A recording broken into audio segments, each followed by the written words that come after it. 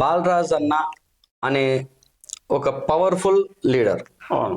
వ్యక్తిగతంగా ఇప్పుడు పార్టీలు ఏవైనా మేము బీజేపీలో పరంగా ఉండి వ్యక్తిగత. వారు టిఆర్ఎస్ ఎమ్మెల్యేగా ఉన్నా కూడా ఒక పవర్ఫుల్ లీడర్.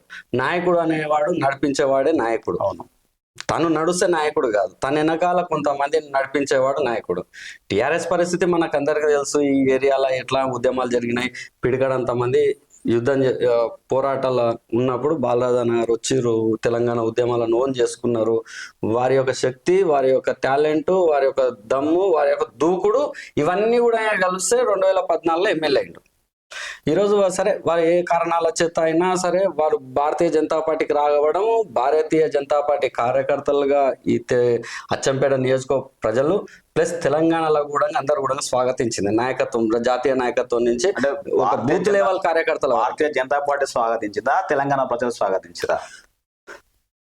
పార్టీలోకి వచ్చిండు కదా, భారతీయ జనతా పార్టీలోకి వచ్చిండు కాబట్టి భారతీయ జనతా పార్టీ కార్యకర్తలు స్వాగతించారు. ఓకే. రేపు పొద్దుగాల తెలంగాణ ప్రజలు కూడా స్వాగతిస్తారు. స్వాగతిస్తే ఎమ్మెల్యే అవుతాడు. స్వాగతిస్తారు, తప్పనిసరిగా ఇస్తారు. ఎందుకనంటే